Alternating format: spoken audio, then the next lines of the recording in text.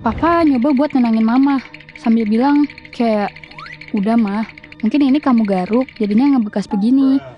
Akhirnya kita mutusin balik villa, karena om dan tante udah siapin buat barbekyuan juga. Di situ mulut gue gatel banget mau cerita kejadian yang gue alamin. Gue lihat, kok bu ibu pada ngumpul di kamar mama ya? Nimbrung lah gue. Ternyata, Tante Asri dan Tante Ria cerita. Guling yang di kamarnya semalam berubah jadi kuntilanak. Mukanya hancur. Sampai organnya, kayak mata, hidung, mulut tuh nggak ada. Abis itu mereka berdua ketindihan. Loh, kok sosoknya sama apa yang gue lihat di jendela juga? Akhirnya gue ceritain kejadian dari suara di kamar mandi pas malam. Nafas yang berembus kenceng ke muka gue, sama sosok di balik jendela pas di kamar kedua. Ternyata, plot twistnya, Papa dengar suara nafas yang gue bilang. Pas malam itu, Papa balik posisi. Dan kaget pas gue tidur dengan muka yang tutupin boneka. Papa ngeliat di atas gue ada pocong yang bungkuk, ngeliatin wajah gue, dan jaraknya tuh lumayan deket. Asyuh! Sosoknya serem, kainnya lusuh banget. Dan yang paling ngeri, rahang bawahnya tuh nggak ada. Dan itu ngebuat mulutnya kebuka terus. Dan nafas itu berasal dari situ. Makanya nafasnya kayak gede banget, kayak suara hair dryer tuh nggak lu? Papa juga denger ada suara bolak-balik dari dapur terus ke kamar mandi. Persis yang gue denger. Kata Papa nggak mau cerita kalau gue nggak mulai cerita soal nafas itu. Karena beliau sedikit nggak percaya dengan apa yang dia lihat. Dan ternyata itu beneran. Terus dilanjutlah sama Om Franz. Dia juga ngerasain ternyata pas lagi sholat. Waktu sholat berjamaah, Om Franz kan lagi pup di kamar mandi. Jadinya dia harus sholat sendirian tuh di kamar utama. Di kamar itu cuman dia sendiri. Dan arah kiblatnya berhadapan sama meja rias yang ada cermin lumayan gede. Om Franz fokus sholat lihat ke sejadah. Tapi entah kenapa dia pengen banget lihat ke cermin itu. Om Franz lihat di belakangnya ada pocong yang lagi berdiri. Dia ngeliatin Om Franz dengan mata yang merah menyala. Dan di situ dia langsung ngibrit keluar kamar. Terus nyusul gue sama tante di teras. Anjir gak jadi sholat dong deh. Kita sewa villa ini untuk 3 hari 2 malam. Tapi baru semalam aja rasanya kayak setahun cuy. Ditambah lagi banyak gangguan di luar Nurul. Malam ini kita gak bisa tidur. Dan kita pun memutuskan buat check out jam 2 pagi. Singkat cerita, sampailah gue ke rumah pas banget azan maghrib tuh. Berhubung hari itu hari Minggu dan besoknya adek gue masuk sekolah, Papa Mama nganterin adek cukur rambut biar rapih kayak Lee Min Ho gitu dah. Nah otomatis nih, obviously, princess satu ini jaga kerjaan dulu sendirian. Dan ntar kok jadi switching gitu sih gue. Nah otomatis nih, obviously, princess satu ini jaga kerjaan dulu sendirian. Gue setelah TV dan belum sempet bebersih karena capek banget cuy. Posisinya gue lagi duduk dan nyender tuh ke depan kasur. Tiba-tiba ada suara "Sst, sst, sst," kayak orang manggil gitu dari belakang gue. Gue gak nengok karena gak ngeh juga. Soalnya suara TV gue bikin kenceng banget, kayak lagi cek sonson horek. Dan itu berulang sampai tiba-tiba ada suara cewek yang berat gitu, kayak ibu-ibu udah sepuh. Suaranya lumayan kenceng dan dia bilang tepat di kuping gue. Heh. Ya otomatis gue nengok dong. Betapa kaget ya gue ngeliat kuntilanak muka hancur yang waktu itu gue lihat di kamar tante pas di villa. Waktu di villa kan dia di luar dan samar-samar karena kehalangan gorden semi transparan gitu kan. Lah ini gue ngapa jadi face to face? Mana badan keringet dingin, mau teriak nggak bisa, mau nangis juga nggak keluar nih air mata. Untungnya otak gue masih bisa diajak kompromi. Spontan gue lari tuh, tapi badan gue jadi ngerangkak dan agak slow mo gitu ke arah pintu. Pas gue berhasil buka pintu, tiba-tiba sosok itu ketawa menggelegar. Alhasil, gue lari terbirit-birit keluar rumah sambil nelpon mama papa. Tapi kagak ada yang ngangkat cuy. Untungnya rumah sepupu gue cuma kehalang beberapa rumah aja. Di sana tangisan gue pecah. Gue ceritain apa yang gue alamin barusan. Kenapa sosok itu harus ikut sampai rumah sih? Sekujur badan gue dingin dan gemeteran. Gue pun ditenangin dan dikasih teh hangat sama tante gue. Terus diantar pulang pas papa mama udah sampai rumah. Dan gue malah diomelin. Katanya gini, makanya bebersih dulu kalau habis dari luar. Gue pun langsung bebersih. Apalagi gue lagi haid kan. Dan ternyata emang udah full tank sih darah di pembalutnya. Dan syukurlah setelah bebersih udah gak ada gangguan lagi tuh dari sosok itu. Gue gak ngerti kenapa sosok di villa itu ngeganggu kita sekeluarga. Mungkin karena mereka terganggu kali ya sama kehadiran kita yang buat kegaduhan di sana tanpa permisi. Dari kejadian itu, gue belajar kalau kita harus selalu jaga adab dan kebersihan saat dimanapun kita berada. Terutama di tempat yang masih banyak unsur alamnya, yang banyak nyimpen energi nggak dikenal. Biar penghuni asli di situ nggak ngerasa terusik dengan kehadiran kita. Gitu guys ceritanya. Sampai di sini akhir cerita gue.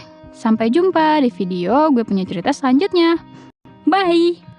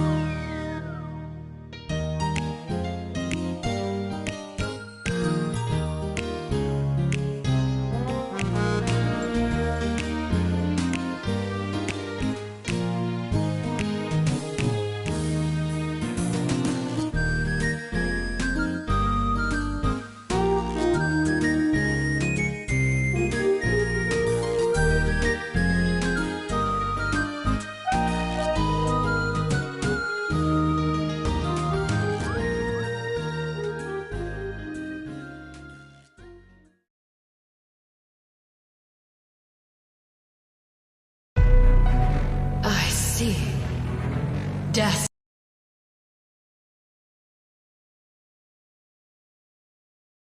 Mereka terganggu kali ya sama kehadiran kita yang buat kegaduhan di sana tanpa permisi.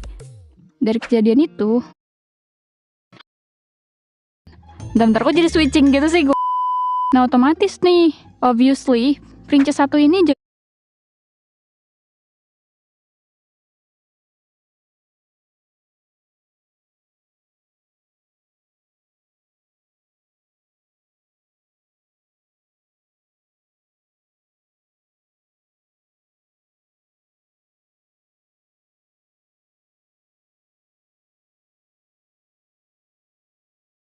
jaga kerjaan dulu sendirian.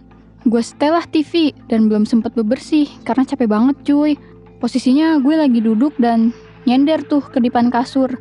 Tiba-tiba ada suara. Sst, sst, sst. Kayak orang manggil gitu dari belakang gue. Gue nggak nengok karena nggak ngeh juga. Soalnya suara TV gue bikin kenceng banget. Kayak lagi cek sonson horek. Dan itu berulang sampai tiba-tiba ada suara cewek yang berat gitu. Kayak ibu-ibu udah sepuh. Suaranya lumayan kenceng dan dia bilang tepat di kuping gue. Heh. Ya otomatis gue nengok dong. Betapa kagetnya gue ngeliat kuntilanak muka hancur yang waktu itu gue lihat di kamar tante pas di villa. Waktu di villa kan dia di luar dan samar-samar karena kehalang gorden semi transparan gitu kan. Lah ini gue ngapa jadi face to face? Mana badan keringet dingin, mau teriak nggak bisa, mau nangis juga nggak keluar nih air mata. Untungnya otak gue masih bisa diajak kompromi. Spontan gue lari tuh, tapi badan gue jadi ngerangkak dan agak slow-mo gitu ke arah pintu. Pas gue berhasil buka pintu, tiba-tiba sosok itu ketawa menggelegar. Alhasil, gue lari terbirit-birit keluar rumah sambil nelpon mama papa. Tapi kagak ada yang ngangkat cuy. Untungnya rumah sepupu gue cuma kalang beberapa rumah aja. Di sana tangisan gue pecah. Gue ceritain apa yang gue alamin barusan. Kenapa sosok itu harus ikut sampai rumah sih? Sekujur badan gue dingin dan gemeteran. Gue pun ditenangin dan dikasih teh hangat sama tante gue. Terus diantar pulang pas papa mama udah sampai rumah. Dan gue malah diomelin. Katanya gini, makanya bebersih dulu kalau habis dari luar. Gue pun langsung bebersih. Apalagi gue lagi haid kan. Dan ternyata emang udah full tank sih darah di pembalutnya. Dan syukurlah setelah bebersih, udah nggak ada gangguan lagi tuh dari sosok itu. Gue nggak ngerti kenapa sosok di villa itu ngeganggu kita sekeluarga.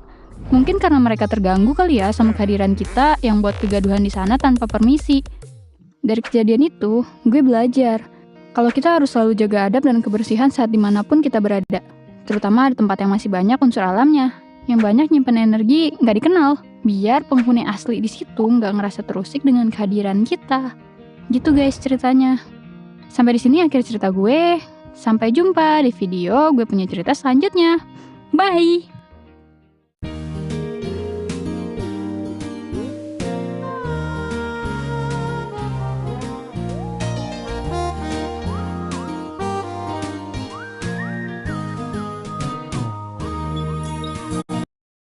Papa nggak mau cerita kalau gue nggak mulai cerita soal nafas itu. Karena beliau terus, dan nafas itu berasal dari situ. Makanya nafasnya kayak gede banget, kayak suara hair dryer, tau gak lu? Papa juga denger ada suara bolak-balik dari dapur. Terus persis yang gue denger. Kata papa nggak mau cerita kalau gue nggak mulai cerita soal nafas itu. Karena beliau sedikit nggak percaya dengan apa yang dia lihat. Dan ternyata itu beneran. Terus dilanjutlah sama Om Franz. Dia juga ngerasain ternyata pas lagi sholat. Waktu sholat berjamaah, Om Franz kan lagi pup di kamar mandi. Jadinya dia... Terus dilanjutlah sama Om Franz.